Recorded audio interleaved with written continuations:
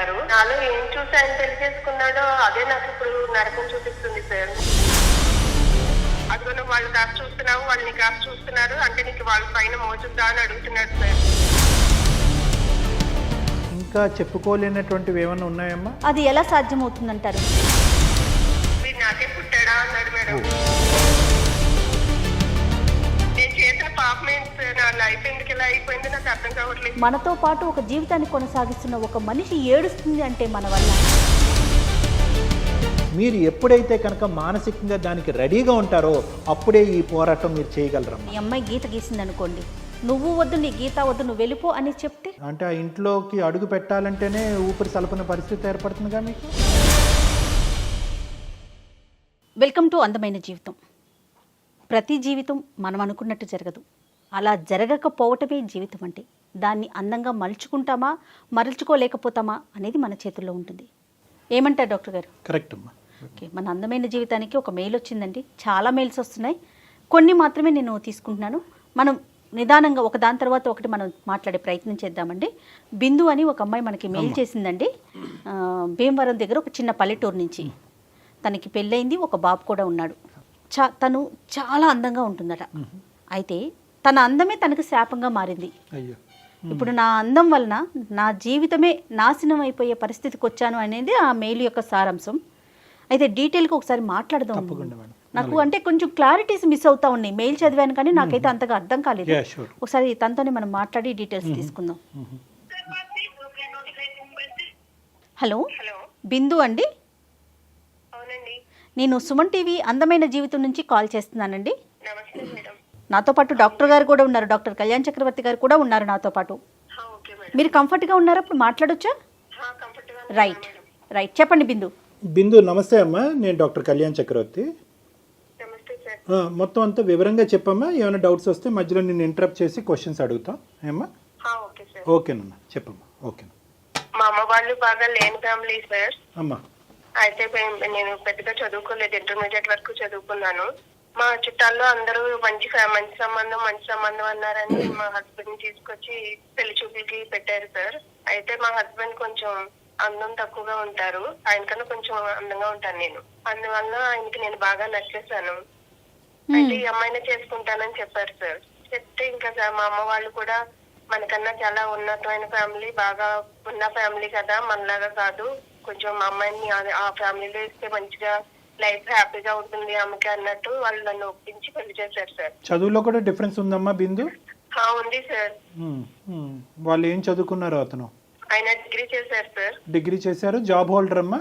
Job ఏం చేయట్లేదు sir, వాళ్ళకి బాగా ఆస్తులు ఉన్నాయి, వ్యవసాయం అది చూసుకుంటారు. ఓకే. అయితే మాది బాగా విలేజ్ సార్, మా అత్తగారు వాళ్ళది. అమ్మా, ఇది మొదటి సంబంధం అమ్మా నీకు వచ్చిన సంబంధాల్లో, లేదంటే ఇది మొదటి సంబంధం సార్? మొదటి సంబంధమే. తను అందంగా ఉండేసరికి ఇచ్చి చేసేసి ఆ అబ్బాయి ఒప్పుకున్నాడు, అంతేనండి బిందు? అవును మేడం. అంటే అతనికి నచ్చిందా లేదా అనేది మాట్లాడుకుంటున్నాం, కానీ మీకు నచ్చాడమ్మా అతను పెళ్లి చూపులప్పుడు? అంటే మా అమ్మ వాళ్ళు నాకేం చేసినా మంచి చేస్తారు, మనకన్నా మన అమ్మ నాన్న మన గురించి వాళ్ళే ఎక్కువ ఆలోచిస్తారు, మనకి మంచి చేసేది వాళ్ళే కదా అని అనుకుని నేను ఓకే అని చెప్పాను సార్. ఎందుకంటే వాళ్ళకన్నా మన గురించి ఆలోచించేది ఇంకెవరు ఉంటారు సార్. ఇప్పుడు సమస్య ఏంటి బిందు? చేసుకున్నాను సార్. ఇప్పుడు సమస్య గురించి చెప్పండి. నేను నాలో ఏం చూసి ఆయన పెళ్లి చేసుకున్నాడో అదే నాకు ఇప్పుడు నరకం చూపిస్తుంది సార్. నేను అందంగా ఉన్నానని, అందువల్ల ఆయనకి నచ్చానని చేసుకున్నారు సార్.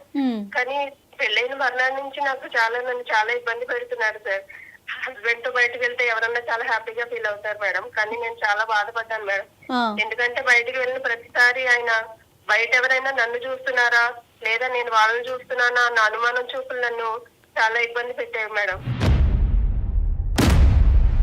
అంటే డిస్కంఫర్ట్ అంటే ఏంటమ్మా? అంటే మాటలతోనా, చేతలతోనా, లేదంటే ఏ విధంగా? అంటే ఆయన నేను బయటకు వెళ్ళగానే ఈమె అందంగా ఉంది, నాకన్నా అందంగా ఉంది, వీళ్ళు రోడ్డు పైన ఎవరైనా ఈమె చూస్తున్నారా లేదా వాళ్ళు చూస్తున్నప్పుడు ఈమె కూడా చూస్తుందా, ఈమె కూడా ఏమైనా సైకిల్ చేస్తుందా అన్నట్టు అనుమానంగా చూసేవాడు సార్. ఎన్ని ఇయర్స్ అవుతుంది బిందు మీకు మ్యారేజ్? 6 years అవుతుంది మేడం. పిల్లలు ఉన్నారండి?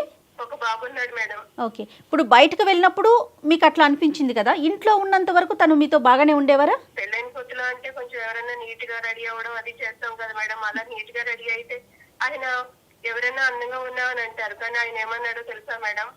దానిలాగా ఉన్నావని అన్నారు మేడం. ఏమన్నారమ్మా? అంటే కొంచెం నీట్ గా నీట్ గా రెడీ అయితే సందడి అయిపోతున్నా మేడం. ఆయన అన్న ఒక్క మాట నన్ను చాలా బాధ పెట్టింది మేడం. అమ్మ మళ్ళీ అడగకూడదు మాకు, అంటే సారీ మేము మళ్ళీ అడుగుతున్నాం. ఏమనేవారమ్మా నిన్ను అమ్మా? బిందు బిందు మేడం సారీ అండి, లైన్లో ఉన్నారా? లైన్ లోనే వద్దా మరి, వద్దులే తల్లి, రిపీట్ చేయొద్దమ్మా. నువ్వు బాధపడుతున్నావు. ఓకే చెప్పమ్మా, మాకు అర్థమైంది, చెప్పమ్మా. అంత మాట అనేసరికి నాకు ఇంకా ఏంటి, నేను నీట్ గా రెడీ అవడం కూడా తప్ప, కొంచెం అందంగా తయారవడం కూడా తప్పనా ఏంటి, పెళ్ళైన కొత్తలో ఎవరైనా హస్బెండ్ ఇంప్రెస్ చేయాలని కొంచెం నీట్ గా రెడీ అవుతారు, అది కూడా తప్ప అని చాలా బాధ కలిగింది మేడం నాకు. బయట ప్రపంచానికి ఎటువంటి వ్యక్తి అమ్మా నీ భర్త? బయట ప్రపంచానికి చాలా మంచి మనిషి సార్. ఎందుకంటే బయట ఎవరికి తెలియదు ఆయన నాతో ఎలా ఉంటున్నాడని. అలా అని మా అమ్మ వాళ్ళకి కూడా నా బాధను చెప్పుకోలేను, ఎందుకంటే వాళ్ళు ఎంతో ఇష్టపడి ఏరి కోరి తీసుకొచ్చి చేశారు. వాళ్ళకి చెప్పి వాళ్ళని బాధ పెట్టడం నాకు ఇష్టం లేదు సార్. యూజువల్ గా పెళ్ళైనటువంటి కొత్తలో సహజంగా భార్యాభర్తల మధ్యన ఇటువంటి ఓవర్ పొసెసివ్నెస్ అనేటటువంటి అంశాలు ఉంటాయి. కాబట్టి భార్య కొద్దిగా అందంగా ఉంటే కనుక గర్వపడేటటువంటి భర్తల కంటే ఈర్ష్యపడేటటువంటి భర్తలు ఎక్కువ ఉంటారు. కాబట్టి రకరకాల ప్రశ్నలు అడుగుతూ ఉంటారు, ఇంత మేకప్ ఎందుకు, ఇంత డ్రెస్ ఎందుకు అనేటటువంటి వాళ్ళు ఉంటారు. కానీ అది పెళ్లి అయ్యి పిల్లలు పుట్టిన తర్వాత సహజ సిద్ధంగా అది తగ్గుముఖం పడుతుంది. అంటే ఒకరినొకరు అర్థం చేసుకుంటారు కదా, అండర్స్టాండింగ్ పెరిగే కొద్దీ అది తగ్గుముఖం పడుతుంది. కొన్ని సిచ్యువేషన్స్ లో అది ఎక్కువ అవుతుంది. మీది తగ్గుముఖం పడుతుందమ్మా? ఈ 6 సంవత్సరాల్లో పెరుగుతుందా? లేదు సార్, ఇంకా పెరుగుతుంది తప్ప తగ్గే పరిస్థితి ఏమి లేదు సార్. ఆయన చాలా ఆస్తి పడడానికి చేశారు, ఏం చూసి చేశారో ఆ ఆస్తి కూడా అంతా పోయింది సార్.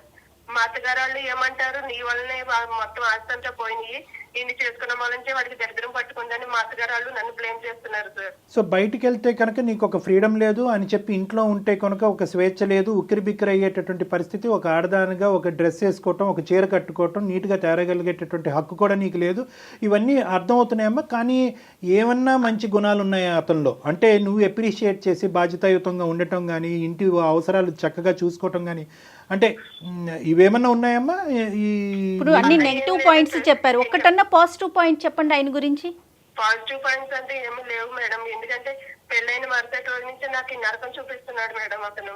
నోటి ద్వారానేనండి, చేతల ద్వారా అంటే కొట్టడం అట్లా కూడా ఏమన్నా చేస్తారా? ఎప్పుడన్నా రోడ్డు మీదకి సినిమాకు ఎక్కడికైనా బయటికి షికారుకి ఎక్కడికైనా వెళ్ళినప్పుడు ఎవరైనా తెలిసిన వాళ్ళు కనిపించారు అనుకోండి, వాళ్ళతో ఏమైనా మాట్లాడితే ఇంకా అదిగో వాళ్ళతో ఎందుకు మాట్లాడావు, వాళ్ళతో ఎవడు మాట్లాడమన్నాడు నిన్ను, నేను నీకు పర్మిషన్ ఇచ్చానా మాట్లాడమని, అలా అని చెప్పి ఇంటికి వచ్చి కొట్టేవాడు మేడం. ఆ రోజంతా ఇంకా నరకమే మేడం నాకు. ఇంకా అమ్మా ఎప్పుడైనా బంగారం కొట్టానని తీసుకెళ్తే ఫోన్లే బంగారం కొంటున్నాడు కదా మా హస్బెండ్, నేనంటే ప్రేమ కదా అని బంగారం షాప్కి వెళ్తే బంగారం అమ్మే అతను నా చేతికి గాజులు వేస్తే కూడా నువ్వు చెయ్యండికి ఇచ్చావు గాజులు వేయమని, నిన్నెవడిమ్మన్నాడు, నేను చెప్పాను నీకు అని చెప్పి దానికోసం పెద్ద గొడవ చేశాడు సార్. అయిపోయింది, దీని ఈ షేప్ మారిపోతుంది, అంటే ఆలోచన అనేది మారిపోతా ఉంది. ప్లస్ వాళ్ళ పేరెంట్స్ కూడా అలానే అంటోంది తను. వాళ్ళు ఎవరు కూడా ఇప్పుడు సరిచేసేటటువంటి ప్రయత్నం, ఏంట్రా ఒక ఆడపిల్లతో అలా మాట్లాడుతున్నాం అనే ప్రయత్నం ఎవరు చేయలేదమ్మా. ఇప్పటికొచ్చి మీరు ఖండించడం తప్ప వాళ్ళ తరపున వాళ్ళు ఎవరు ఖండించలేదా? ఇది వాళ్ళు ఖండించకపోగా ఇంకా రెచ్చగొడుతున్నారు సార్. ఎందుకంటే నీ వల్లే అగో అలాంటి ఎదురుగొట్టడానికి చేసుకున్నావు, అందుకే నీ జీవితం ఇలా అయిపోయింది, లేని దాన్ని చేసుకున్నావు, అందుకే ఇలాగ అయిపోయావు, నువ్వు మొత్తం ఆస్తులంతా పోగొట్టుకున్నావని ఇంకా నన్ను బ్లేమ్ చేసి నా పైన నింద వేస్తున్నారు మేడం. అతనికి అక్క చెల్లెలు ఎవరైనా ఉన్నారా బిందు? ఉన్నారు మేడం, ఉన్నా కూడా వాళ్ళ ఇంట్లో ఆడపిల్ల అయితే ఒకటి, బయట ఆడపిల్ల అయితే ఒకటి కదా మేడం. బయట నుంచి వచ్చిన దాన్ని ఎప్పటికీ నేను బయట దాన్ని అవుతాను కదా మేడం, అందుకే నన్ను ఇంత హింస పెడుతున్నారు వాళ్ళు. మాకు చెప్పడానికి ఇంకా చెప్పుకోలేనటువంటివి ఏమన్నా ఉన్నాయమ్మా? అంటే నేనేమంటున్నాను నీకు అర్థమయ్యే ఉంటుంది. రీసెంట్ గా మా అబ్బాయి గురించి టాపిక్ వస్తే, మా అబ్బాయిని కూడా ఆయన ఒక మాట అన్నాడు మేడం, వీడు నాకే పుట్టాడా అన్నాడు మేడం. ఆ మాట వినగానే నాకు చాలా బాధ కలిగింది మేడం. నేను ఏం తప్పు చేశానని ఇతను ఇలా అంటున్నాడు, నేను ఏదన్నా తప్పు చేస్తే నన్ను అన్నా పడవచ్చు మేడం, కానీ నేను ఏ తప్పు చేయకుండా నేను ఎందుకు పడాలి మేడం? అంటే రోజు ప్రేమగా చూసుకునే బాబుని కూడా ఇంత అనుమానంతో చూస్తున్నాడు, మనసులో ఎంత కుళ్ళి కుషుద్ధం పెట్టుకొని చూస్తున్నాడు అంటే నేను ఎలా తట్టుకోవాలి మేడం? మీ పేరెంట్స్ ఏమంటున్నారు? ఇంత కుంగి కృషించిపోతున్నావు కదా, ఇంకా అలాగే ఉండాలి అని అంటున్నారా, లేదంటే అతనికి ఎవరి ద్వారా చెప్పేటటువంటి ప్రయత్నం చేస్తున్నారా, ఉండమంటున్నారా, బయటపడమంటున్నారా? కంగారు పడకూడదమ్మా, అబ్బాయి ఓర్చుకోవాలి, అబ్బాయే మారతాడు, ఎప్పటికైనా అబ్బాయే మారతాడు, నువ్వు అలా వీధి పని అవ్వకూడదు, భర్తలు కాదని కొని వస్తే అందరి జీవితాలు నాశనం అయిపోతాయమ్మా, వద్దు అలా ఉండొద్దు, నువ్వు అక్కడే ఉండు, నీ సంసారాన్ని నువ్వే నిలబెట్టుకోవాలి అని చెప్తున్నారు సార్. అతనికి నయానో భయానో చెప్పించే ప్రయత్నం అయితే మీ వైపు నుంచి ఏం జరగట్లేదు, అంతేనా బిందు? నేను చేశాను మేడం, కానీ మా అమ్మ వాళ్ళు చెప్పినా కూడా వాళ్ళేంటి నాకు చెప్పేది, వాళ్ళకి నాకు చెప్పే అంత రేంజే వాళ్ళది అని అంటున్నాడు సార్. కాదు బిందు, ఇప్పుడు నువ్వును మీ హస్బెండ్ పెళ్ళైన కొత్తల్లో బయటకు వెళ్ళినప్పుడు ఆయన ఏమన్నా నెగిటివ్ కామెంట్ ఫేస్ చేశారా? అలాంటి కామెంట్స్ ఏమన్నా బయట వ్యక్తుల నుంచి? ఏమో బయట కామెంట్స్ అయితే నాకు తెలియదు మేడం, కానీ ఇంట్లో మా మరిది వాళ్ళు కూడా నన్ను అదోలా చూస్తుంటే వాళ్ళకి నాకు కూడా కొంచెం నువ్వు వేరేలా చూస్తున్నారు మేడం. వాళ్ళు కూడా మా మరిది వాళ్ళు స్వయాన మా మరిది వాళ్ళు అలా చూస్తున్నారా, లేదంటే నీ భర్త అలా ఫీల్ అవుతున్నాడా? అంటే ఇక్కడ దగ్గర బంధువులు కూడా అలాగే చూస్తున్నారు నీ వైపు అనే ఫీలింగ్ మీ భర్త అతనికి వచ్చిందా? మీ ఆలోచన? మేడం మా మరిది వాళ్ళు కూడా నన్ను అదో రకంగా చూస్తున్నారు. వాళ్ళు ఎందుకు చూస్తున్నారు నన్ను ఇలాగా? నేను చూస్తే అదిగో నువ్వు వాళ్ళు కాస్త చూస్తున్నావు, వాళ్ళు నీ కాస్త చూస్తున్నారు అంటే నీకు వాళ్ళ పైన మోజుందా అని అడుగుతున్నాడు సార్. మొత్తం అట్మాస్ఫియర్ అంతా చాలా నెగిటివ్ గా మారింది కదా బిందు. అంటే ఆ ఇంట్లోకి అడుగు పెట్టాలంటేనే ఊపిరి సలపన పరిస్థితి ఏర్పడుతుందిగా మీకు. అవును సార్, ఏం చేయాలో తెలియక నేను మా ఫ్రెండ్ చెప్పుకున్నాను సార్ ఇదంతా. మా అమ్మ వాళ్ళకు కూడా కంప్లీట్ గా చెప్పుకోలేకపోతున్నాను, ఎందుకంటే నా తల్లిదండ్రులను బాధ పెట్టడం నాకు ఇష్టం లేదు సార్. కానీ సహజంగా తల్లిదండ్రులు ఎలా ఆలోచిస్తారు కళ్యాణ్ గారు? వారికన్నా కొంచెం ఉన్నత స్థానంలో ఉన్న చోటికి తమ బిడ్డను పంపించాలని కోరుకుంటారు అనుకుంటారు. తర్వాత కాంప్రమైజ్ అనే పదం మీదే మొత్తం అంతా నడుస్తుంది. కానీ చూడండి, అది కూడా ఒక కొంచెం అందంగా ఉండడం నేను చేసిన తప్ప సార్. No. అంటే ఆడపిల్లలు అందంగా అదేంటమ్మా, అది తప్పే. అది సహజ లక్షణం అది కదా. చూసే మనిషి బట్టి అనిపించేప్పుడు నేను పాపం ఏంటి సార్, నేను ఎందుకు నా లైఫ్ ఎందుకు ఇలా అయిపోయింది నాకు అర్థం కావట్లేదు. ఇది పాపం. నేను ఎవరి దగ్గర తప్పు చేయాలని నేను ఎప్పుడు అనుకోలేదు సార్. నా పెంపకం అలా లేదు సార్. ఇది పాపం పుణ్యం తప్పు ఒప్పు కాదమ్మా. నువ్వు ఎవరితో అయితే కనుక నీ జీవిత ప్రయాణం మొదలైందో అక్కడ బ్యాడ్ లక్ అంతే. కోరి వచ్చినటువంటి మగాడు అందాన్ని చూసి అప్రిషియేట్ చేసి నువ్వే కావాలి అని అనుకునే మగాడు ఈ విధంగా వెనుదిరుగుతాడు, ఈ విధంగా మాట్లాడతాడని చెప్పి నువ్వు కల్లో కూడా అనుకుని ఉండాను కదమ్మా. కానీ నా జీవితం అంటే ఎలాగ అయిపోయింది. కానీ నా బాబు విషయంలో కూడా అలా మాట్లాడేసరికి నాకు ఏం చేయాలో తెలియట్లేదు సార్. ఏం చేయాలో తోచట్లేదు అసలు. కానీ అంటే పెద్దయ్యకు కూడా అదే మాటలు మాట్లాడితే నా కొడుకు దగ్గర నా పరిస్థితి ఏంటి సార్? వాడి దగ్గర తలదించుకోవాలా? అంటే నేను తప్పు చేశానని ఒప్పుకోవాలా? సహజంగా ఎన్ని మాటలు చెప్తామండి. సంసారానికి 2 చక్రాల వాళ్ళని, 2 కళ్ళని ఎందుకు సమానంగా చూసే ప్రయత్నం జరగదండి? ఏదో అంటే లేనిపోయింది క్రియేట్ చేసుకొని, ఉన్న సమస్యలకి తోడు లేని దాన్ని ఒకదాన్ని క్రియేట్ చేసుకొని మనతో పాటు ఒక జీవితాన్ని కొనసాగిస్తున్న ఒక మనిషి ఏడుస్తుంది అంటే మన వల్ల దానికన్నా సిగ్గుచేటు ఇంకోటి ఉంటుందా కళ్యాణ్ గారు? బిందు గారి భర్త విషయానికి వస్తే కరెక్టే మీరు అన్నట్టుగా. ఏంటంటే సరిజోడు ఈడు జోడుగా ముందుకు ప్రయాణం చేయాలి అనేటటువంటిది ఉన్నా కూడా బహుశా బిందు గారి భర్త గారు అతను ప్రయాణం మొదలైనప్పుడు బహుశా అలాగే అనుకుని ఉంటాడు. అతను కొద్దిగా అందవికారంగా ఉంటాడు అని బిందు గారు అన్నారు కదా. బహుశా ఏంటంటే అతనికి చిన్నప్పటి నుంచి చాలా స్టాంపులు, లేబుల్స్ ఇలాంటివి చాలా పడి ఉంటాయి. నిక్ నేమ్స్, ఇలా ఉంటాడురా అలా ఉంటాడురా అని రకరకాలు పడి ఉంటాయి. సో ఇది మార్చగలిగేటటువంటిది కాదు. ఒక డిగ్రీ ఫెయిల్ అవుతే ఇంకోసారి పరీక్షలు రాసి పాస్ అయ్యేటటువంటి ప్రక్రియ కాదు ఇది. ఒక్కసారి భగవంతుడు నిర్ణయిస్తే ఇంకా అలా ఉండాలి, జీవితాంతం అనుభవిస్తూనే ఉండాలి. సో ఎక్కడో అతనితో పాటు ప్రయాణం చేసేటటువంటి వ్యక్తిలో బహుశా ఆ గొప్పతనాన్ని చూడాలి, ఆ ఏదైతే తను మిస్ అయ్యాడో చూడాలి అనేటటువంటి భావంతో మొదలైనటువంటి ప్రయాణం కాస్త ఈర్షగా మారిపోయింది ఈరోజు. అంటే బహుశా అతని ఉద్దేశం ఏదైతే ఉందో, ఈ అమ్మాయి అందంగా ఉంది, ఈ అమ్మాయిని చేసుకోవాలని అనుకుంటున్నాను అనకాతలో ఏంటంటే అందాన్ని అనుభవించాలనే ఉద్దేశం కాకుండానే ఒరే నేను ఇలా ఉండేవాడిని అని మీరు అందరూ ఎక్కిరించారు కదా, ఇదిగో నాతో పాటు వచ్చే భార్య ఇలాంటిది అనేటటువంటి ఉద్దేశంతో దిగినటువంటి ప్రయాణం ఇది. కానీ తర్వాత ఏమైంది అంటే కనుక ఇదివరకు కొంతమంది అన్నా చూసేటటువంటి ఇతన్ని అతని వైపు నుంచి కంప్లీట్గా డైవర్ట్ అయ్యి అందరూ ఆ అమ్మాయి వైపు చూడటంతో ఆటోమేటిక్గా అతని మనసు విరిగిపోయి ఉంటుందమ్మా. ఆటోమేటిక్గా అతని మనసు విరిగిపోయి ఉంటుంది. కానీ ఇక్కడ ఏంటంటే నేను అతన్ని సమర్థిస్తూ మాట్లాడేటటువంటిది కాదు, ఇతని వ్యక్తిత్వం ఎందుకు ఇలా మారి ఉండొచ్చు అనేటటువంటిది మనం ఒకసారి అర్థం చేసుకుని, ఒకప్పుడు ఇది మార్పు అయితే కనుక అది ఏమన్నా మనం ఒక ప్రయత్నం చేసి అతని మనసు మళ్లించేటటువంటి ప్రయత్నం కానీ అతని ఆలోచన శైలిని తిప్పేటటువంటి కౌన్సిలింగ్ ప్రక్రియని మనం అవలంబించేదానికి అవకాశం ఉందా లేదా అన్నది ఈ బ్యాక్గ్రౌండ్ చెప్తున్నాను. ఎందుకంటే ఇప్పుడు అమ్మాయి చెప్పేటటువంటిది, బిందు గారు చెప్పేటటువంటిది ఎవరు కల్లో కూడా మన బద్ధశత్రువులు కూడా అనుభవించుకున్నటువంటి అనుభవాలన్నీ ఆ అమ్మాయి చెప్పింది. కానీ మిగతా అన్ని యాంగిల్స్లో చూడండి, బయట బాగానే పని చేసుకుంటాడు, వేరే అలవాట్లు లేవు, భార్య పిల్లల్ని బాగానే చూసుకుని అంటే మిగతా అవసరాలన్నీ బాగానే చూసుకుంటాడు అనేది. ఈ ఒక్క యాంగిల్లో అతని బ్రెయిన్లో ఒక ఇంప్రెషన్ అనేది పడింది.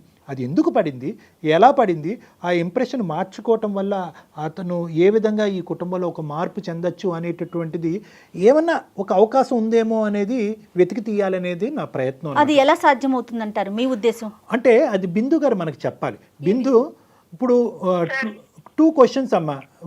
What is the reason that you called us? నువ్వు మాకు కాల్ చేయడానికి ఉండేటటువంటి ముఖ్యమైనటువంటి ఉద్దేశం ఏంటి? ఒకప్పుడు ఈ ప్రాబ్లంకి సొల్యూషన్ ఉంది అనే ఆలోచనతో మాకు చేసావా, లేదంటే నీ బాధను పంచుకునేటటువంటి ఉద్దేశంతో మాకు చేసావా?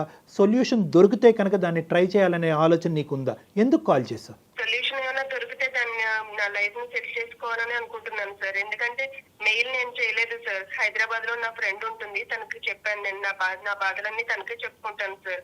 ఈ మనిషి మారడు. ఇప్పటి వరకు నువ్వు చూసినటువంటి అనుభవాలు ఏవైతే ఉన్నాయో చాలా మందికి పెళ్ళైనటువంటి కొత్తలో ఉంటాయి, కానీ ఇప్పటి వరకు కొనసాగేదానికి అవకాశం లేదు. కాబట్టి రానున్న రోజుల్లో ఇంకా ఇవి పెరిగి పెద్ద అయ్యే అవకాశం ఉంటుంది. అంటే అప్పుడు నువ్వేం చేద్దాం అనుకుంటున్నావు అమ్మా? You want stay in this marriage or call it of? సంసారాన్ని విడి తీసుకొని వెళ్ళిపోవాలని నేను అనుకోవట్లేదు సార్. ఎందుకంటే నేను ఆ పద్ధతిలో పెరగలేదు సార్. Right right right. నా తల్లిదండ్రులను చాలా ఇదిగా పెంచారు sir.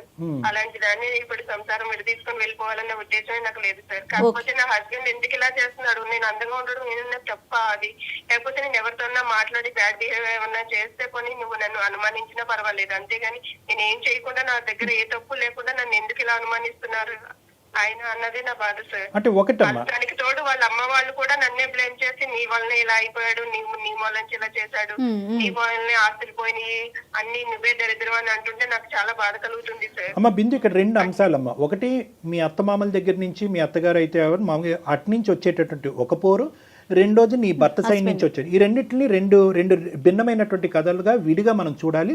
Let us not mix one into another. 2 కష్టాలే కాదనట్లే. ఫస్ట్ మోస్ట్ బిగ్గెస్ట్ ఛాలెంజ్ మీకు ఏంటంటే మీ భర్త గారి దగ్గర నుంచి వచ్చేటటువంటి అనుభవం. ఇప్పుడు ఎప్పుడైనా కూడా అతని మనసులో ఉండేటటువంటి ఉద్దేశం అంటే అనుమానం అని ముద్రించేద్దామా. అనుమానం అని ముద్రించగానే ఆటోమేటిక్గా ఏంటంటే డిఫరెన్సెస్ అనేటటువంటిది పెరిగిపోతూ ఉంటాయి. ఏంటండి నేను చేసినటువంటి తప్పేంటి, నేను ఎలా ఉండాలి అని అనుకుంటున్నాను, నేను అందంగా పుట్టడం అన్నది తప్ప, నా అందాన్ని నేను మార్చుకోగలనా, నేను ఎలా ఉంటే మీకు నచ్చుతుంది, నేను అందంగా ఉండటం అనేది మీకు గర్వం కాదా, గౌరవంగా అనిపించట్లేదా, గౌరవంగా అనిపించట్లేదా అనే విధంగా ఎప్పుడైనా ఒక మాట్లాడేటటువంటి మనసు విప్పి మాట్లాడేటటువంటి ఒక ప్రయత్నం చేశారమ్మా? చేశాను సార్. అలా చేయడం వల్లనే ఇప్పుడు మా బాబు పైన బ్లేమ్ చేస్తున్నారు సార్. ఆయన వీడు నాకే పుట్టాడా అన్నట్టు మాట్లాడుతున్నాడు సార్ అతను. సో ఇంకా పెరిగిందంట మాట అనేసరికి నాకు చాలా బాధ కలిగింది సార్. సో ఇక్కడ ఏంటంటేనమ్మా, ఇలాంటి పరిస్థితుల్లో నాకు ఏం చేయాలో కూడా తెలియట్లేదు సార్. ఇప్పుడు ఏంటంటేనమ్మా, ఇక్కడ కొద్దిగా నీ సైడ్ నుంచి కానీ, వీలవుతే మీ తల్లిదండ్రుల సైడ్ నుంచి కానీ, వెనకాతలు ఒక చెల్లుంది అనేటటువంటి భయంతో మీరు ఇలా ఉండటం అయితే కనుక ఈ పద్ధతి అనేటటువంటిది ఇంకా ఇలాగే కొనసాగేదానికి అవకాశం ఉంటుందమ్మా. సో ఇక్కడ మీరు జాగ్రత్తగా గుర్తుపెట్టుకోవాల్సింది ఏంటంటే, ఏంటో డిస్టర్బెన్స్. బిందు, మీ దగ్గర ఏదో డిస్టర్బెన్స్ వస్తుందండి కాల్లో.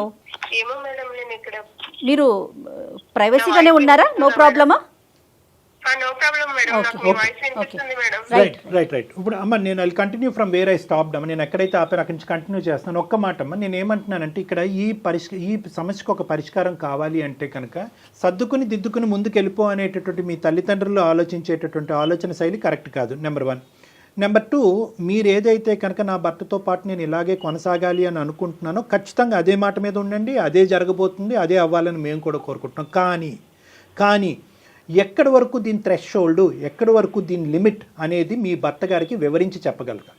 మీరు ధైర్యాన్ని తెచ్చుకుని గుండె నిబ్బరం చేసుకుని మీ భర్త గారికి చెప్పాలి, చూడండి నేను ఒక మనిషినే, నాకు ఒక వ్యక్తిత్వం ఉంది, నాకు ఒక మనసు ఉంది, ఈరోజు నేను మానసికంగా చితుకుపోవటం వల్ల నీకు భారీగా కాకుండా పోతానేమో అనేది వేరే విషయం, కానీ ఆ పిల్లవాడికి తల్లిగా కాకుండా కూడా పోయేదానికి అవకాశం ఉంది. కాబట్టి నా మానసిక శారీరక పరిస్థితిని నేను కాపాడుకోవాల్సినటువంటి అవసరం ఉంది. కాబట్టి మీరు మారుతారా, లేదంటే నేను ఈ పరిస్థితుల్లో నేను ఉండగలిగేటటువంటి దానికి అవకాశం లేదు అని ఒక గీత గీయటం అనేది చాలా ఇంపార్టెంట్. మీరు అనుకోవచ్చు ఒకప్పుడు నేను ఆ మాట అంటే కనుక ఇంకా హింసిస్తాడు, ఇంకా హింస పెడతాడనేది. మీరు ఈ మాట అన్నా అనకపోయినా కూడా మీరు చెప్పేటటువంటి దాన్ని బట్టి ప్రతిరోజు ఆ హింస పెరుగుతూనే ఉంది ఇప్పటి వరకు. సో కాబట్టి ఏంటంటే ఫస్ట్ మీరు ఇందాక అన్నట్టుగా ఏం కావాలని కోరుకున్నారు, ఏం కావాలని కోరుకుంటే అతని హింస ఆగక ఇంకా నీ కొడుకు వరకు వెళ్ళి మీ అమ్మ సోరా అనేటటువంటి విధంగా కూడా మాట్లాడేటటువంటి పరిస్థితి వచ్చింది. రానున్న రోజుల్లో ఇంకా ఎటువంటి భయంకరమైన పరిస్థితులు చూడవలసి వస్తుంది. సమాజంలో నలుగురికి కూడా ఇలా చెప్పి ప్రచారం చేసేటటువంటి పరిస్థితి కూడా ఉంటుందా, అప్పుడు మీరు ఏదో స్టెప్ తీసుకోవడానికి కూడా అవకాశం ఉండదు. కాబట్టి మీరు చేయవలసింది ఏంటంటే మోస్ట్ ఇంపార్టెంట్, డ్రా ఏ లైన్ అంటారు దీన్ని సైకాలజీలో. కాదు డాక్టర్ గారు, ఒకవేళ ఈ అమ్మాయి గీత గీసింది అనుకోండి, నువ్వు వద్దు, నీ గీత వద్దు, నువ్వు వెళ్ళిపో అని చెప్తే మీరు ఎప్పుడైతే కనుక మానసికంగా దానికి రెడీగా ఉంటారో అప్పుడే ఈ పోరాటం మీరు చేయగలరమ్మా. నాకు నా భర్త కావాలి, ఈ కుటుంబం కావాలి కాబట్టి నేను దేనికైనా నేను కాంప్రమైజ్ అయ్యి తొక్కబడతాను అని అనుకుంటే కనుక ఈ ప్రాబ్లంకి సొల్యూషన్ ఉండదు. ఒకప్పుడు అతను గెట్అవుట్ అన్నా కూడా నేను వెళ్ళి నా కొడుకుతో పాటు దూరంగా ఉంటాను. సమాజంలో, కుటుంబంలో అన్ని చోట్ల ఏ తప్పు ఒక 100 సార్లు అన్నారు, ఏ తప్పు చేయనటువంటి నన్ను ఎందుకు బాధ పెడుతున్నారు, అందమే నేను చేసినటువంటి పాపమా అని మీరు అంటున్నారు. మీరు 0.5% కూడా ఏ తప్పు చేయలేదు. కానీ రానున్న రోజుల్లో ఏంటంటే మొత్తం అన్ని తప్పులు మీరే చేయటం వల్ల ఆ అబ్బాయి ఇలా అయిపోయాడు అనేటటువంటి పరిస్థితి, అటువంటి మాట మీరు వినవలసేటటువంటి పొజిషన్లోకి మీరు వస్తారు. కాబట్టి మీరు ధైర్యంగా ఈ ప్రశ్న అడగండి, మీలో ఉండేటటువంటి బాధను ఏంటో చెప్పండి. ఈ బాధ ఇది మలుచుకోకపోతే, ఇది మార్చుకోకపోతే you have to take a call on it. మీరు దీని మీద ఒక నిర్ణయం తీసుకుంటారు, అతను కాదు అనే విధంగా మాట్లాడవలసిన చెప్పండి. మీరు ఫస్ట్ అది చెప్పడం అన్నది ఇంపార్టెంట్. గెట్అవుట్ అన్నాడు అనుకోండి అమ్మా, maybe a distance is the rectification. ఇది కూడా మీకు చెప్తున్నాను, జాగ్రత్తగా వినండి. కలిసి ఉండేటటువంటి బంధంలో కొన్ని సందర్భాల్లో ప్రేమ రాదు. ఆఖరికి కోర్టులో కూడా చాలా సందర్భాల్లో డైవర్స్ వద్దు, జ్యుడిషియల్ సపరేషన్ అంటారు. అంటే మీ మనసులు మారి మీరు అర్థం చేసుకునేటటువంటి పొజిషన్ వచ్చేంత వరకు కొంతకాలం భర్త భార్య దగ్గర నుంచి దూరంగా ఉండటం అన్నది మంచిది. అప్పుడు నా భార్య లేనటువంటి లోటు ఏంటి అనేటటువంటిది ఆ మగాడికి అర్థమయ్యేటటువంటి అవకాశం ఉంటుంది. కాబట్టి అది కూడా ఒక సైకాలజీ పరమైనటువంటి ట్రీట్మెంట్గా మీరు గుర్తుపెట్టుకోండి. కాబట్టి ఇక్కడ నేను మీకు ఇచ్చే ఒక సొల్యూషన్ ఏంటంటే, you have to talk to your parents about it. అంటే సర్దుకుని పోండి అంటే 8 సంవత్సరాలు అయిపోయింది, ఇంకేంటి సర్దుకుని పోయేది. సో ఫస్ట్ మీరు చెప్పండి, నేను ఇలా భరించలేకపోతున్నాను, నా కొడుకు ముందు కూడా పరుగు పోతుంది, రేపొద్దున నా కొడుకు పెద్ద అవుతే కనుక నాన్న చెప్పిన మాటే నిజమేమో, నా తల్లి మీద ఒక మచ్చ ఉందేమో అనే భావన కూడా వచ్చేదానికి అవకాశం ఉంది. ఇంత పరువు తక్కువైనటువంటి జీవితం నేను బతకాలని అనుకోవట్లేదు, కాబట్టి నా భర్తతో నేను ఇలా మాట్లాడదాం అనుకుంటున్నానని మీ తల్లిదండ్రులకు చెప్పి వాళ్ళ సపోర్ట్ తీసుకుని ఈ గీత గీసేటటువంటి ప్రయత్నం చేయండి బిందు గారు. Okay sir. ధైర్యంగా ఉండండి బిందు. డాక్టర్ గారు చెప్పినట్లుగా పేరెంట్స్తో మాట్లాడండి, అలానే మీ హస్బెండ్తో కూడా ఓపెన్గా మాట్లాడే ప్రయత్నం చేయండి.